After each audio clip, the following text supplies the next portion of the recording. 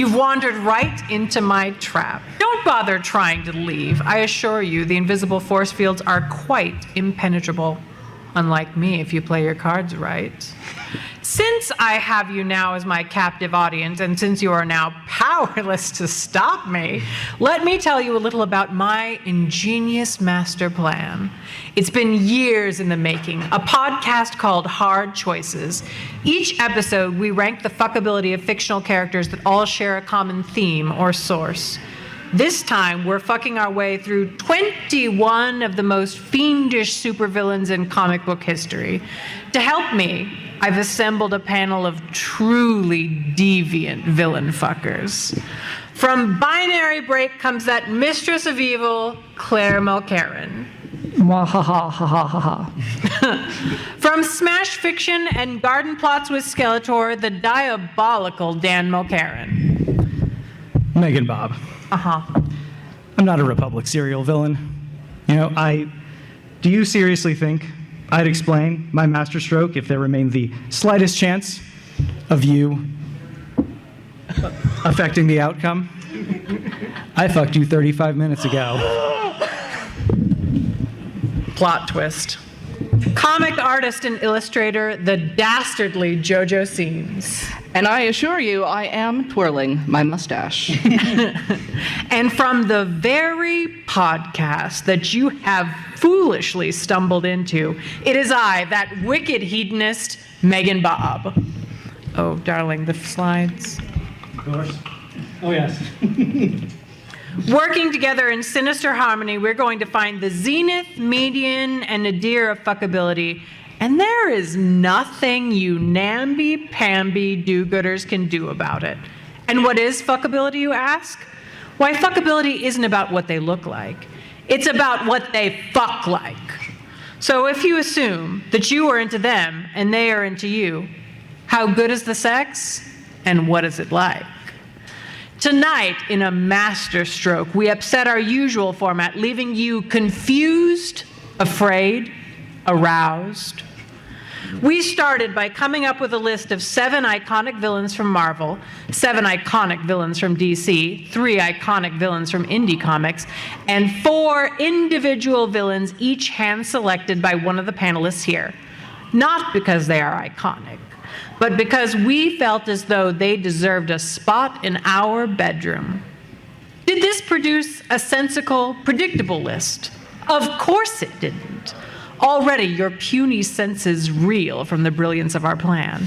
Now, normally each of us ranks the characters individually based on nothing but the guidance of our own respective boners.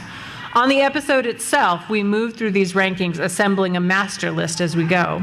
But no, not this time. This time, my loyal cabal of perverts and I have already crunched the numbers to produce the most perfect, the most irrefutable ranking of villain fuckery that has ever yet been devised. This list will be revealed to you, my erotically helpless captives, deliciously edging you from the nadir of the list, number 21, all the way up to the villain who we collectively long to make felonious love to. Along this journey through a debauched criminal who's who, each host may halt the proceedings up to 3 times to deliver their big feels, their villainous monologue for why they ranked the character the way that they did, and what unspeakable acts they want to see them carry out upon their person. Once we have concluded our extremely correct rankings, the microphone will be turned over to you to quibble with our takes for a minute or so each. So be thinking about what you want to say. We won't even disagree with you. That's right, we're explicitly inviting comments, not questions. Is there a character you feel like should have been represented here that wasn't? Did we completely miss some aspect of one of these villains that should dramatically shift their rankings? Do you just want to talk about how much you want to fuck Stegron the Dinosaur Man? This is your opportunity. Truly, our generosity knows no bounds. And because we are magnanimous, even in our victory over you, we will be granting you the unfathomable unfathomably generous privilege of determining the final boner ranking of comic book villains as a whole at the end of the show. And thus we begin with the lowest of the low, our number 21. From Spawn, Violator. That's right. Somehow, the demonic villain from Spawn, who most often shows up as a 310 clown, didn't exactly set our collective loins aflame with desire. Look, it's not often that you'll find us turning down a character once famously played by John Leguizamo, but between his, quote, edgy sense of humor and probable lack of care for his own hygiene, none of us are going in for this insane clown bussy. Number 20. From DC, Granny Goodness. This isn't about age. It's because this bitch killed her dog. I am evil. I'm not a monster. Number 19, from Marvel, Baron Zemo. Big feels. Tell us. Baron Helmut Zemo, 13th of his title, is not going to fuck you the way that you want him to. He's not going to fuck you the way that he wants to. Ooh. He's going to fuck you the way that he thinks his Nazi scientist father would want him to. He's a frustrated and distracted lay, too focused on how to debate you into thinking that you're having a good time to even enjoy what he is doing. He's fucking for posterity. Oh.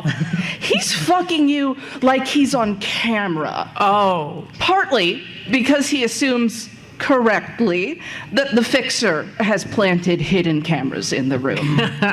He's not going to mention the high probability of secret sex surveillance by his creepy friend to you.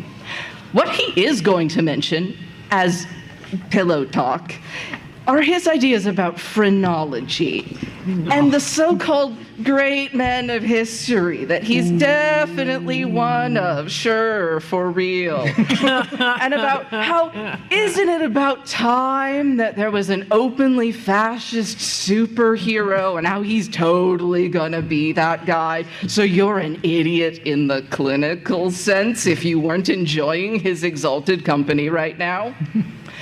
The thing is, Helmy doesn't even really fully believe all of the horrifying ideas he espouses.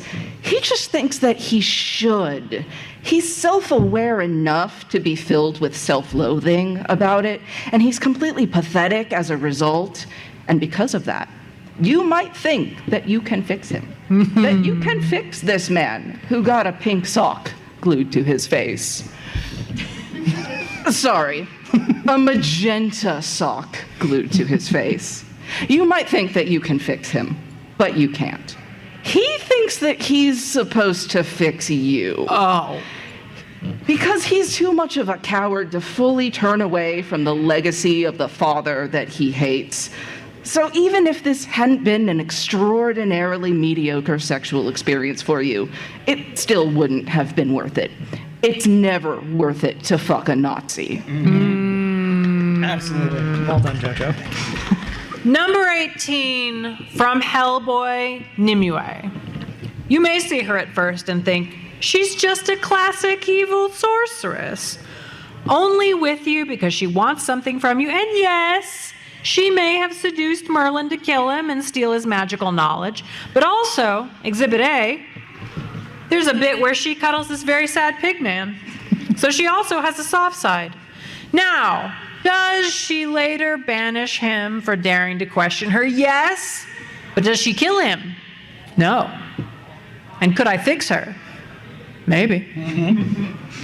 Number 17, from DC, Black Manta. Big feels.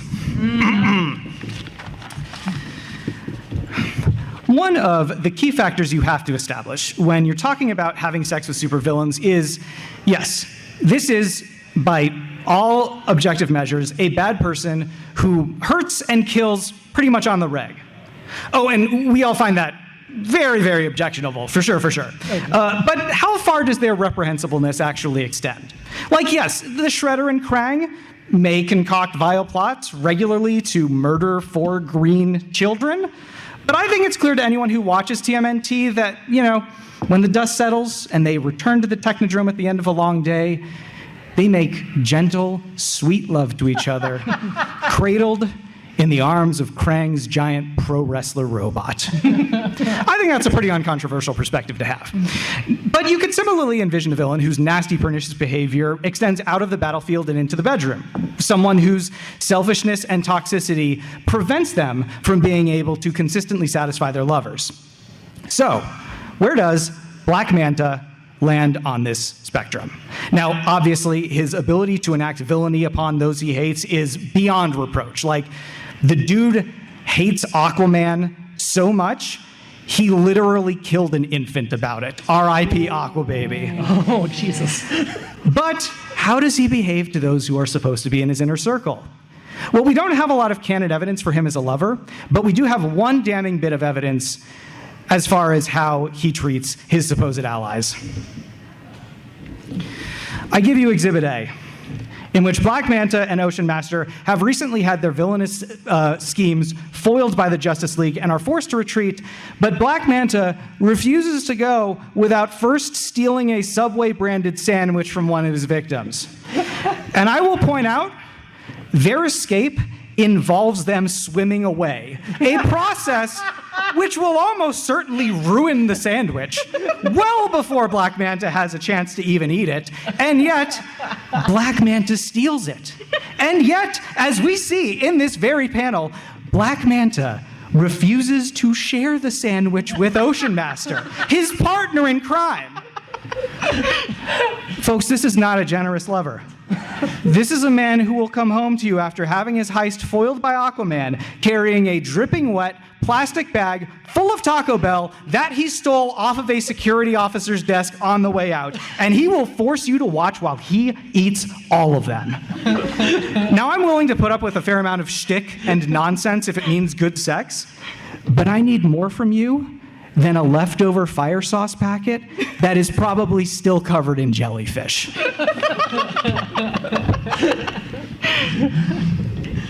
And from DC, cheetah. Likely to rip your face off, just like a real cheetah.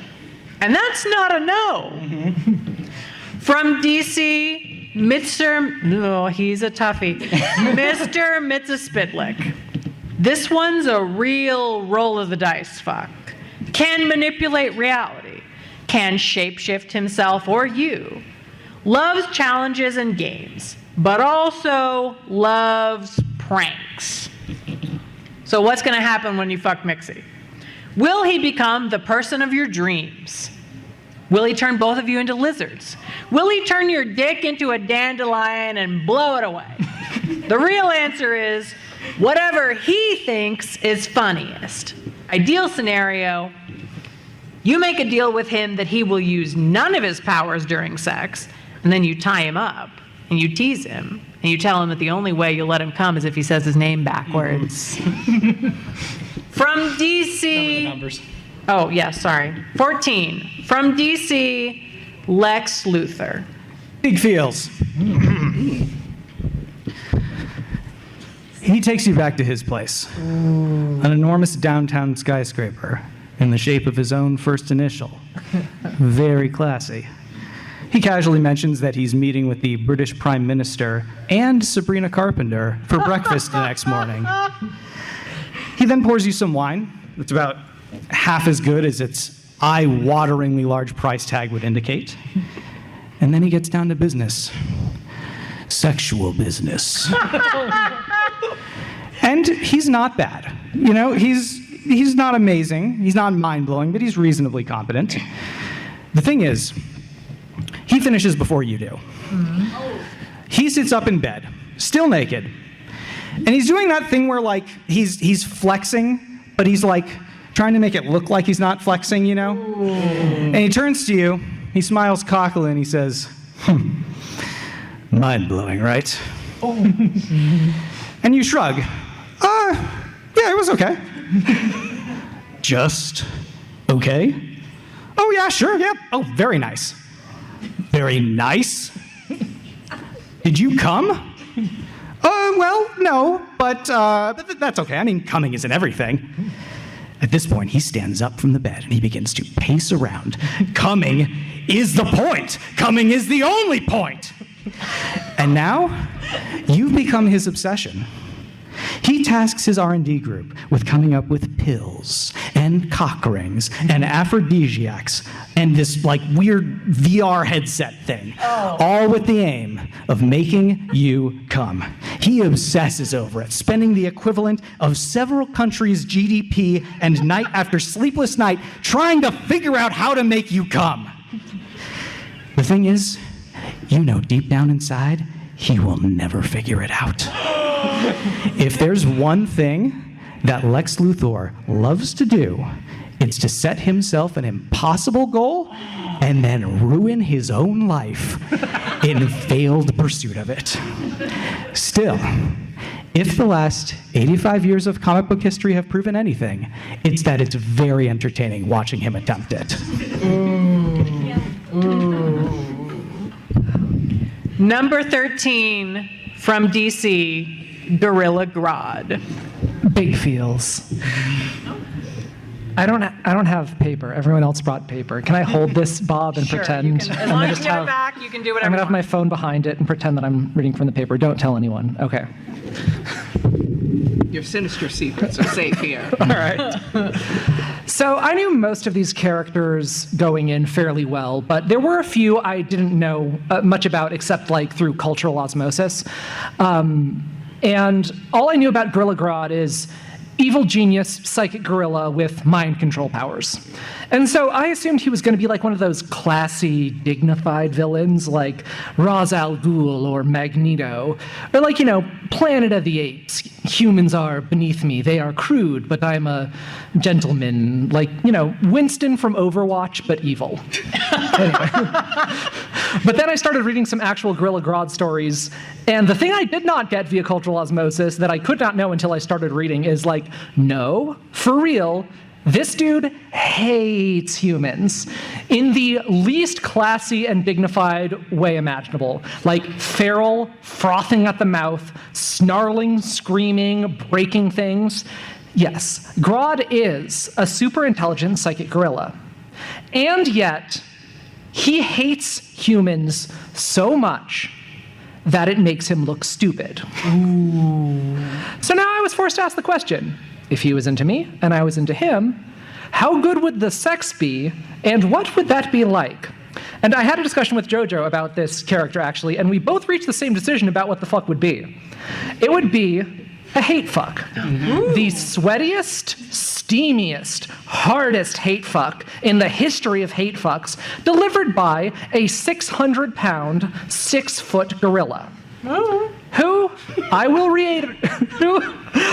reiterate, hates how much he wants to fuck you so much that it makes him look stupid. Oh. And yet, despite all of that, he's still gonna do it. Because that's how bad he wants it. And also, he might mind control you a little. And JoJo said basically, yeah, that's horrible. He's going very low on my list. I want no part of that. And I was like, more for me. And then we shook hands, very cordially, and gave each other a knowing nod. Because it turns out different people are different. But yeah, gimme. Because look, he may think he has, sorry, there's just a tiny bit more, I'm sorry. He may think he has the power, but if he wants to fuck me so bad to overcome his hatred of humans, then that means I've got the power, baby. Because despite all his super intelligence and psychic powers, he is helpless to resist me. Toxic, of course, but also so delicious. And if he wants to maybe do a little bit of nebulously consensual mind control on me during sex, look, it's not a hard no. Got that neomagnetic radiation going on. Sure. Number 12. Look it up. I didn't read enough to learn that term. I read a few. From Marvel, Galactus. Look, Call me basic. But I just want him to come all over me like it's Double Dare, and I just got Nickelodeon slimed. Very reasonable. And our median, number 11, from DC, Flash's Rogues. Big feels. Several feels. Feels for each rogue. Look, I'm a simple animal. All I've ever really wanted is a scruffy dirtbag with an interesting face who wants to talk to me, make me laugh, and laugh at my jokes in turn. And with the rogues, I'm getting a whole crew of them, all just as happy to share me as a sexual partner as they are to share the Flash as a communal arch foe, and with at least as much affection for me as they have for him. And here's what I'm getting out of that arrangement. Every one of the rogues would fuck me on a ratty couch that's got a broken leg on one side propped up by a brick, next to a particle board coffee table that's littered in empty beer cans and a pile of laundry that's been there for 2 months and isn't moving anytime soon. Yes! All while a Central City Stars game is playing on the television in the dingiest little apartment anywhere in the Gem Cities.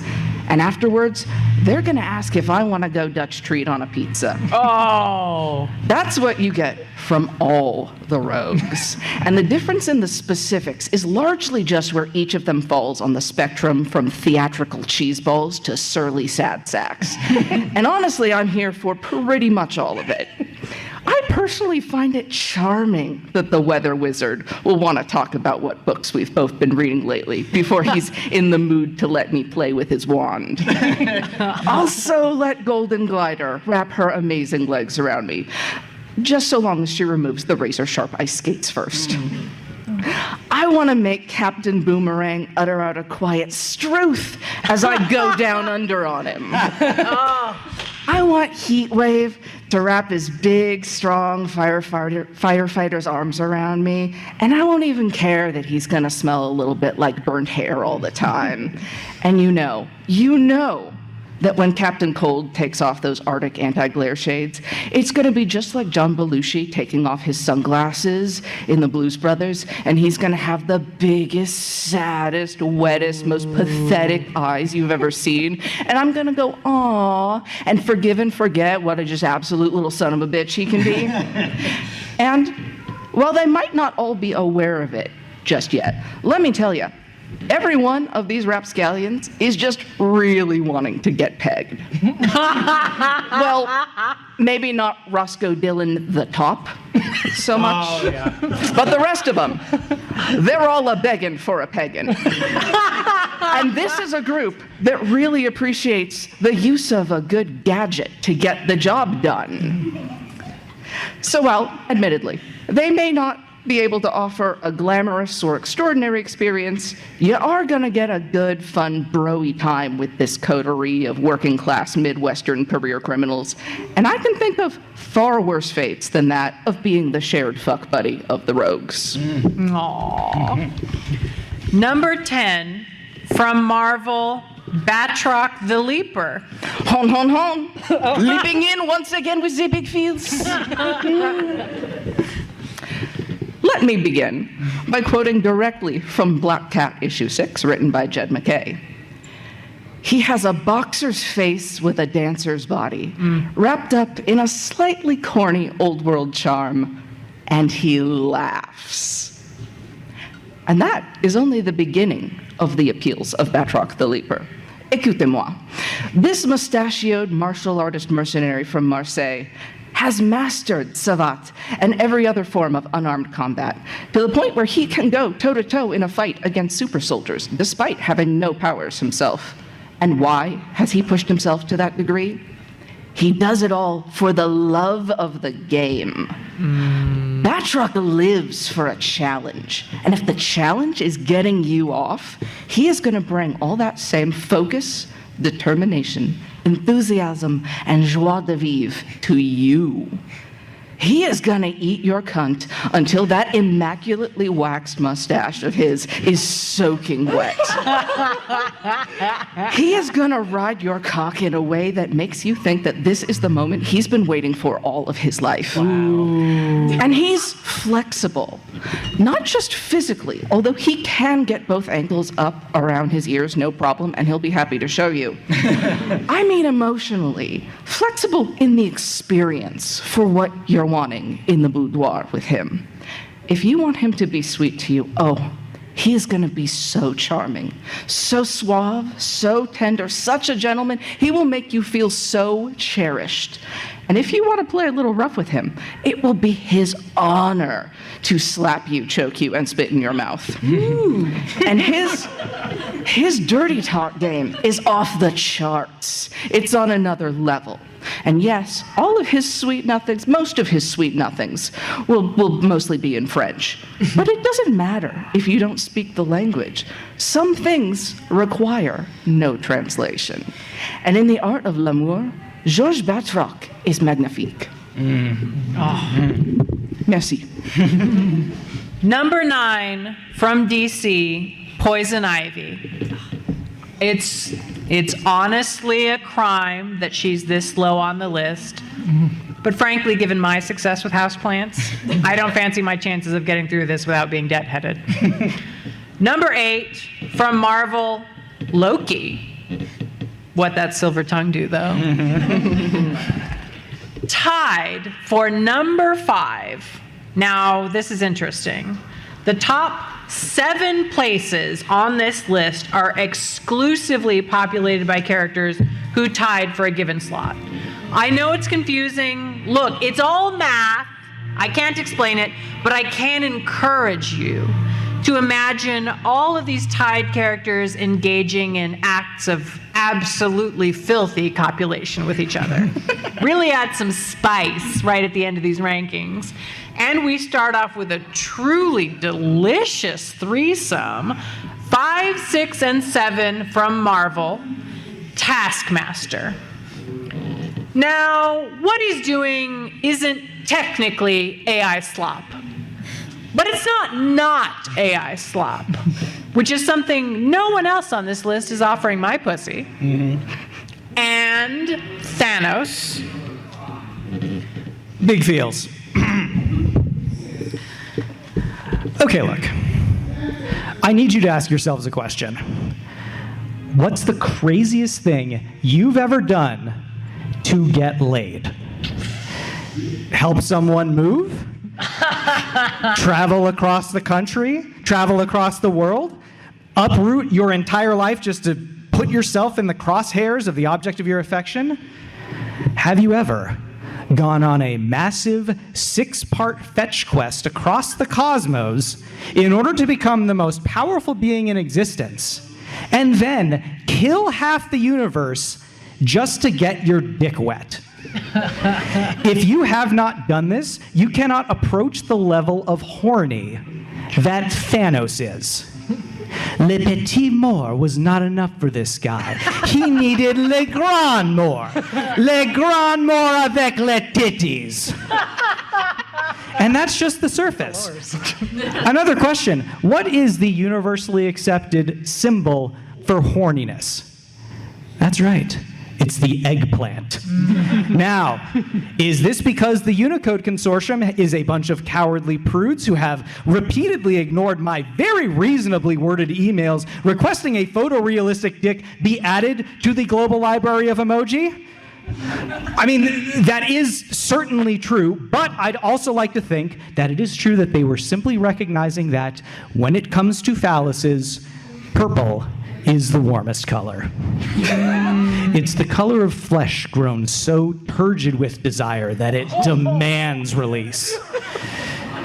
Thanos may or may not have been born purple, but he has certainly acquired his purplitude through a lifetime of pent-up, cosmic-scale horniness. It is so ever-present, so all-powerful, that it is spread across his entire body. His entire body is one big boner. You guys think his cum is purple too? Ooh. Lilac, interesting. Is it grape flavored? Or is it like a grimace shake? Are we on the verge of a new TikTok trend, hashtag Thanos come? Because I'm here for it if so.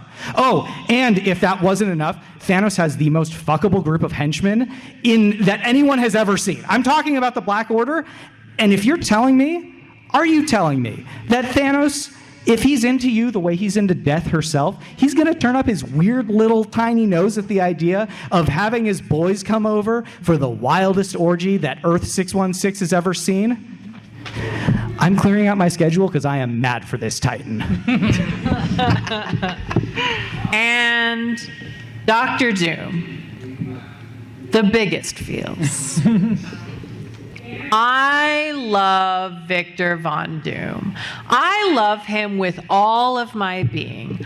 I want his dark and twisted attentions devoted to possessing me in every way. I want him to flaunt me. I want him to commission an entire wardrobe of lingerie for me. I want him to declare my pussy a national treasure and to rub it in the face of every simp who will never get a taste now because I'm his. In my most private heart, I believe Victor will be charmed by my shameless enthusiasm and my demeanor that's that of a Care Bear mixed with the debauched hedonism of an ancient Roman emperor. Accurate. And maybe, just maybe, he's going to be won over by the fact that I just like him. I, like that Marge Simpson meme, just think he's neat. He is the potato of my heart. I mean, it's perfect. He's getting shit done in the workshop, and I burst in, adorned in lingerie, holding a bag of Jack in the Box and a bottle of Maker's Mark, and say, Victor, please, please, can I suck your cock just a little bit, just until you're done, fully knowing that I am many things, but restrained is not one of them. This is the precursor to being bent in half and screaming his name. He will sigh heavily, put down his wrench, giving up, for now, on turning the Roombas into Doombas, and he will fuck my brains out. But let's live for a moment in the coldest of comic book realities, because I will have his attention one way or the other. Let's assume there is no good fuck from Victor that's born out of love. Fuck it. I am prepared to become his sexual Reed Richards. In that case, I don't want to be married to Victor Von Doom. I want to have been married to Victor Von Doom. Victor, the ex-husband who carries a grudge, is a flavor I could learn to love. So I'm going to sign the divorce papers looking like an expensive slut. And then I'm gonna fuck Johnny Storm. And when I send Victor the pictures of another man's cum dripping out of me with the words, thinking of you, kissy face emoji, I know with certainty that the next time our paths cross, he will make me pay.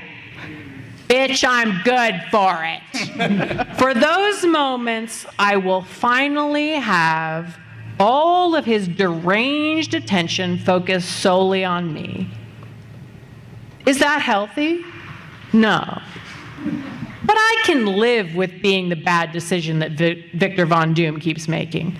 Of course, I want the warm, fuzzy Victor who is charmed despite himself and enjoys fingering me under the table at meetings. But if I can't have that, I will accept living rent-free in his head post-divorce. Will he be able to handle me in my villain era? I guess we'll both find out when that first alimony check clears. Now, do be aware that you are minutes away from us turning the microphone over to you, so be thinking about what you want to say. I have generously disabled the force fields, keeping you bound in place, so if you want to begin lining up, please do. Now, tied for number 3 from Invincible, Omni-Man. And from DC, Orca the Whale Woman. Big feels for her. All right, let me get my stack of papers here. Oh, thank you, JoJo. If you laughed when you heard the name Orca the Whale Woman, and some of you did, if you think this is a joke, let me be the first to tell you, this is deadly serious. I would crawl over broken glass for Orca the Whale Woman. Now, this is a tale as old as time in Gotham. Stop me if you've heard it before. Grace Balin was a marine biologist who, after a tragic accident, was paralyzed from the waist down. And she experimented on her own spinal cord using orca tissue, hoping to, I don't know, harness the regenerative power of whales. Makes sense. Do they regenerate? No. Who cares? Point is, now she's a big, strong whale woman. And what does she do with this newfound strength? Is she trying to get rich? Commit crimes? Get revenge? No. She runs a soup kitchen / homeless shelter, and she does after-school programs with underprivileged kids. And when she needed more money to help the disadvantaged, she started doing crimes. She stole a diamond from Camille Baden Smythe, the most cartoonishly evil rich lady who ever lived. Like, owns a tenement building where every room is a wet closet made of asbestos, and like owns a sweatshop where the workers are essentially enslaved. When Bruce Wayne talks to her about maybe using some of her wealth to do some good for the world, instead of just using it to get more wealth, she laughs. She thinks he's joking. Unbelievable, right? She's almost as evil as real billionaires. Anyway, Batman showed up and tried to stop her from stealing the diamond because, then you're as bad as the people you're stealing from. And no, even if she did steal that diamond, she'd still have way less slaves. So, yeah, she steals from the rich to help the poor. She's Robin Hood, but a big, strong whale lady and a marine biologist. Robin Hood, universally recognized as a pretty good dude we all like. Yeah. Anyway, Orca hasn't been in a ton of comics because presumably someone realized that she's not a supervillain. And in some ways, that's good, because if I had to read another comic book that tried to present her as a villain, I might have an aneurysm. However, it's also bad because I miss her. Some days, I stand on the shore, wrapped in a blanket and looking out at the horizon, waiting for my big, strong whale girlfriend to return from the sea. I realize I didn't talk much about how she fucks. But like, big, strong whale woman who is very sweet and caring and gentle and selfless and a nerd. Do I have to draw you a fucking map? She wants to be a pillow princess. Whatever she wants, whatever kind of fuck she wants, she deserves it and I will give it to her. Do you think she lets you put it in the blowhole, though? Regardless, trust me, she's a catch.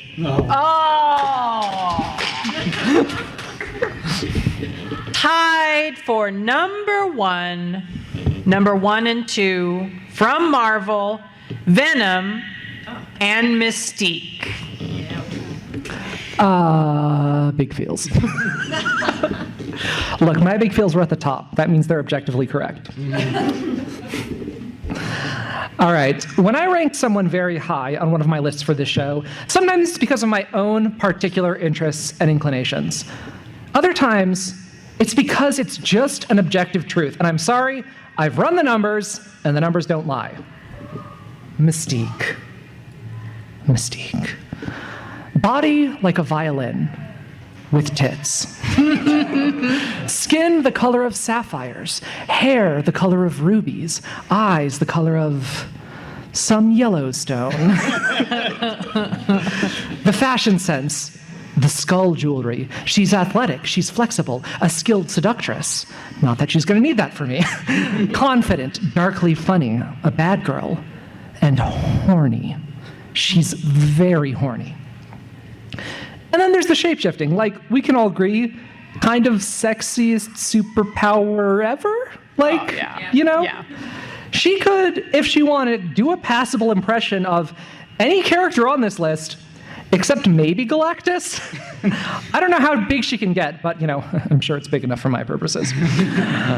Now, she can't change her weight, so she will always, quote, clock in at about 2 bills, which, same, but, that's fine. Who do you want to fuck? Is it anyone ever? Is it okay if they weigh 200 pounds? Mystique has got you covered, but honestly, for me, I think I just want regular blue Mystique. Like, you can't improve upon perfection. Or you know what, actually, what if we just say she deserves a treat? I'm going to let her decide. No. You tell me who you want to be tonight, Mystique, and I'm just going to roll with it. You're always shape-shifting to please other people, but who do you want to be? What would please you? What is your fantasy? So this is just like a little fling kind of fuck, right? Sexy shapeshifter, femme fatale, one night of passion, and you never see her again. No! You put a ring on it. Because Mystique is also a wife guy. It was established back in the early 80s that Mystique was probably Nightcrawler's mother, hence the blue skin. But then in the 2000s, they revealed the character who was Nightcrawler's father, this demon boy named Azazel. No one cares about him. However, all of that stuff was not the original intention of Chris Claremont, the guy who created Mystique, along with artist Dave Cockrum. They wanted Mystique to be hella gay and in love with one of her supervillainous teammates, Destiny. They wanted Destiny to be Nightcrawler's mom and Mystique to be, drumroll please, Nightcrawler's dad. Yes. Yes, Mystique shapeshifted a dick and got her wife pregnant. 1980s folks couldn't handle it, but their kids were going to love it.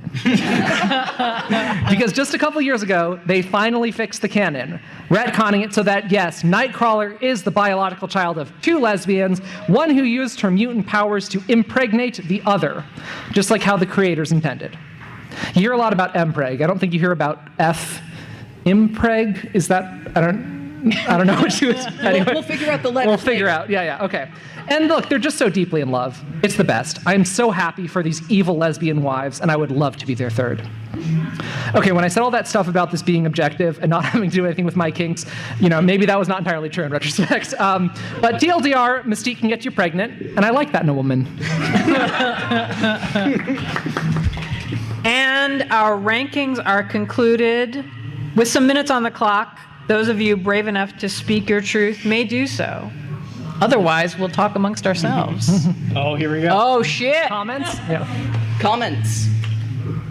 Hi, it's Kit from Kit. Smash Fiction, where I used to do animal facts. Yes. That's why I'm looking at you, Claire, because you rated Gorilla Grodd.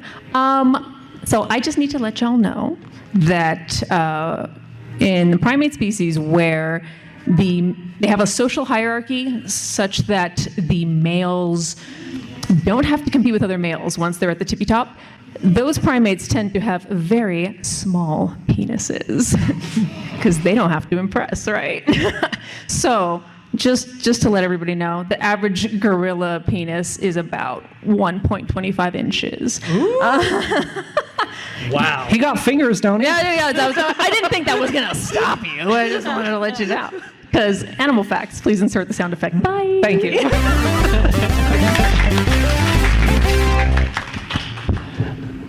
Well, come on, folks. Don't be shy. Tell us what supervillains you want to fuck. You didn't tell us about Omni-Man or Venom. Yeah, they were no one's big feels. We can talk about it. Talk about them. Yeah, go for it. I was only allowed to have 3 big feels, otherwise I would have told you all about Venom. Let me tell you about Venom.